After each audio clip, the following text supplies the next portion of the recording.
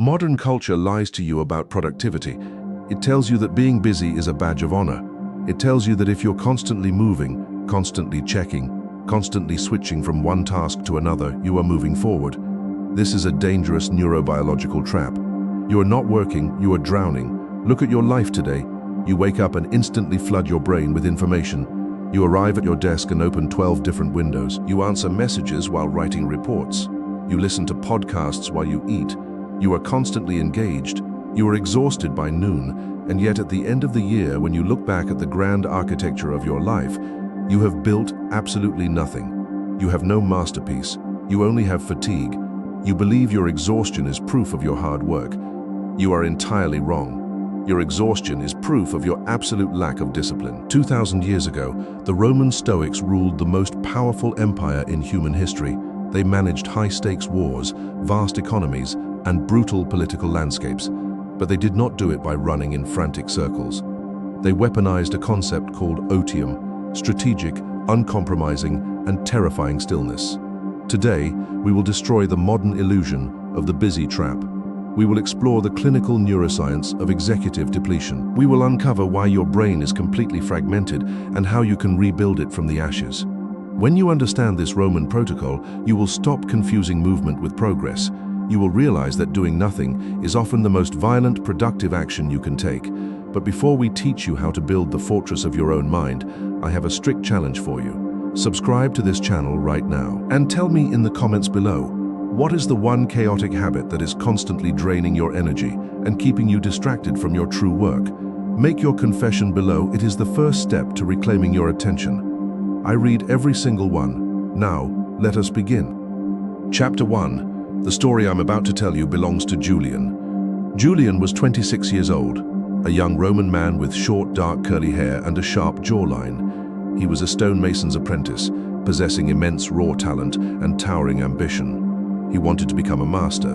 He wanted his name etched into the grand pillars of Rome. But Julian was suffering from a modern sickness, thousands of years before the modern world existed. If you observed Julian in the dusty stone workshop, you would think he was the hardest worker in the empire. He was in a state of perpetual chaotic motion. He would strike his chisel against a block of white marble for 10 minutes. Then, suddenly anxious, he would drop his tools and unroll a parchment diagram to check his measurements. 5 minutes later, he would walk across the courtyard to sharpen his iron blade. On the way back, he would stop to sweep the dust from an entirely different sculpture. He was doing everything. He was managing a dozen small, insignificant details. His hands never stopped moving. He wiped the sweat from his brow, feeling a deep sense of accomplishment because his body was aching. But as the sun dipped below the horizon, casting long, dark shadows across the Roman courtyard, Julian stood before his marble block. It was a mess. The cuts were shallow, the angles were misaligned, the stone lacked depth, vision, and power. Julian fell to his knees on the cold cobblestones. His heart beat wildly in his chest, his muscles screamed with fatigue. He was completely burnt out. "I have given everything," he whispered to the empty room. "I have not stopped working since dawn. Why does the stone look like this?" Julian did not understand the fundamental truth. He confused the friction of movement with the generation of power. He was physically exhausted, but he had achieved absolutely nothing. Chapter 2. What Julian was experiencing is a documented clinical crisis. Modern neuroscience has revealed exactly why you feel so profoundly exhausted at the end of a day, despite having made zero progress toward your actual goals. When you engage in constant frantic movement, checking your phone, switching between tasks, reading an email while writing a document, you are violating the biological architecture of your brain.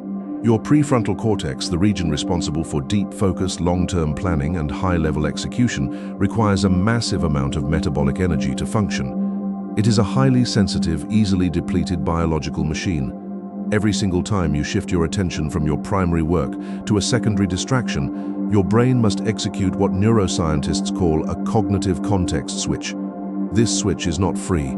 It burns glucose, it drains tonic dopamine, floods your nervous system with micro-doses of cortisol. You think that checking a notification takes only 2 seconds. You are mathematically incorrect. Research demonstrates that after a single distraction, it takes the human brain an average of 23 minutes to return to a state of absolute, deep focus. When you spend your day reacting to noise, your brain is forced to open and close thousands of cognitive loops. You are burning your limited daily fuel on the friction of switching rather than on the heavy lifting of execution. This is the neurobiology of burnout. This is why you feel dead inside by the afternoon. You are entirely depleted, but because the energy was spent on transitions rather than deep work, you have no masterpiece to show for your exhaustion. You have only the anxiety of knowing that tomorrow you must wake up and run on the exact same treadmill. Your toxic productivity is not a sign of ambition. It is a sign of profound mental weakness. Chapter 3. Julian remained on his knees in the dusty workshop, paralyzed by his own exhaustion. From the deep shadows of the stone corridors, Lucian emerged. Lucian was the master mason, an elderly Roman with a short grey beard, heavily scarred hands, and an intense, unyielding Stoic gaze. He had watched Julian's chaotic dance all afternoon. Lucian walked silently across the courtyard. He did not yell. He did not offer a motivational speech about working harder. He approached Julian's cluttered workbench. With one violent sweeping motion of his scarred arm, Lucian knocked all of Julian's iron chisels, wooden mallets, and delicate parchment scrolls onto the dirt floor. Julian jumped to his feet, his face flushed with panic. "Master, what are you doing? I need those to work." Lucian ignored him. He reached into the folds of his heavy woolen cloak and produced a single thick wax candle. He placed the candle on the center of the cold stone desk. He struck a flint, lighting the wick. A small, warm, golden flame flickered in the dark room. Lucian pointed to a wooden stool directly in front of the candle. "Sit," Lucian commanded. His voice was heavy, absolute, and left zero room for negotiation. Julian sat down reluctantly, his heart still racing from the adrenaline of his chaotic day. "What am I carving now, master?" "You will carve nothing," Lucian replied, his stoic gaze piercing through the young man. "You will not touch a tool. You will not draw a diagram. You will sit at this desk with your hands perfectly still on your lap, and you will watch this candle burn." "For how long?" Julian asked, panic creeping into his voice. "Until the wax melts completely into the stone," Lucian answered. "You will do absolutely nothing. If you move, if you speak, if you reach for a tool, you will leave this yard and never return." Lucian turned and walked into the shadows, leaving Julian entirely alone with the flame. Chapter 4. The Roman Empire was not built by men who ran frantically from one meaningless task to another. Lucian's voice echoed from the darkness. The Stoics understood a vital psychological dichotomy. They divided human action into two categories. The first was negotium. This translates to the business of life, the chaotic, noisy, endless demands of the mob. The meetings, the rumors, the frantic shifting of attention. The Romans viewed negotium as a necessary evil, a tax paid to society. The second category was otium. Modern society mistranslates otium as leisure or relaxation. They think it means lying on a couch and being entertained. They are entirely wrong. Otium is strategic, restorative, sovereign stillness. It is the deliberate, aggressive removal of all external noise so that the mind can sharpen itself like an iron blade on a whetstone.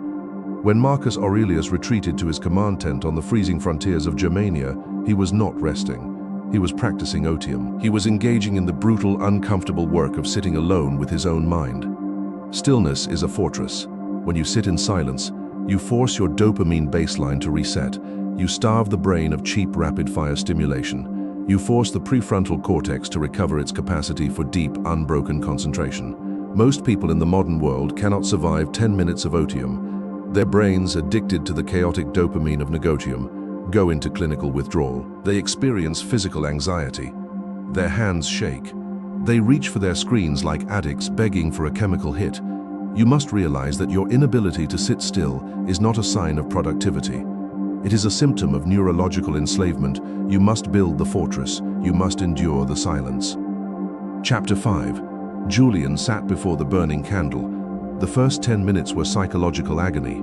His body, conditioned to constant, frantic movement, demanded action.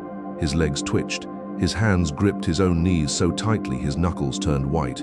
His brain screamed at him, "You are wasting time. You should be sweeping the floor. You should be sharpening the chisels. You are falling behind." He felt a suffocating wave of anxiety. He wanted to leap from the stool, grab a mallet, and strike a stone, any stone, just to feel the illusion of progress. This was the exact neurobiological withdrawal the Stoics warned of, but Julian remembered the threat. If he moved, he would be banished. So he held the line. He stared at the golden flame. He forced his breathing to slow. He watched the wax slowly melt, drop by drop, pooling onto the cold grey stone of the desk. An hour passed, then two. Something profound began to happen inside Julian's nervous system. The frantic, screaming demands of his amygdala began to run out of energy. The urge to jump up and switch tasks slowly evaporated. The muddy, chaotic waters of his mind began to settle. His dopamine baseline was resetting. The fog of executive depletion lifted. For the first time in months, his mind felt cold, clear, and terrifyingly sharp. When the candle finally sputtered and died, plunging the desk into darkness, Julian did not move. He sat in the pitch-black silence, utterly at peace. The next morning, Julian returned to the workshop. He did not look at the scrolls. He did not sharpen the blades. He walked directly to the raw, uncut block of white marble. He picked up one heavy iron chisel and one wooden mallet. He struck the stone. He did not stop. For 6 hours, he did not look away from the marble. He did not context switch. He did not engage in the frantic dance of Otium. Midway through the afternoon, a heavy wooden scaffolding collapsed on the other side of the courtyard. The other apprentices ran around in a panic, shouting and pointing. The old Julian would have dropped his tools and joined the chaos. The new Julian did not even turn his head. He remained inside the fortress of Otium. He blocked out the noise of the mob. He kept his eyes locked on the stone, and he struck the chisel again. By nightfall, he had carved a masterpiece. The cuts were brutally deep, perfectly aligned, and possessed an undeniable, breathtaking power. He had achieved more in one day of sovereign focus than he had in an entire year of frantic movement. Chapter 6. When you conquer the modern sickness of toxic productivity, you undergo a fundamental shift in identity. You cease to be a frantic, exhausted slave to the demands of the world. You step off the treadmill of context switching. You stop measuring your worth by how tired you feel at the end of the day. You become a man of marble, a force of quiet, devastating execution. You understand that doing 1,000 things poorly is the exact same as doing nothing at all. You realize that true power is not found in the noise, it is forged in the silence. If you catch your mind demanding a distraction today, shut it down immediately. When you sit at your desk, close the extra windows, put the phone in another room, eliminate the chaos. When you feel the terrifying urge to switch tasks, recognize it for what it is: biological weakness. Bite your tongue, stare at the work, force your mind to endure the boredom until the boredom breaks and the deep focus takes over. Demand Otium, build the fortress of stillness. Let the rest of the world exhaust themselves running in circles. Let them drown in the noise. You will remain still. You will hold the chisel. You will execute the strike. See you in the next lesson. Become the man of marble.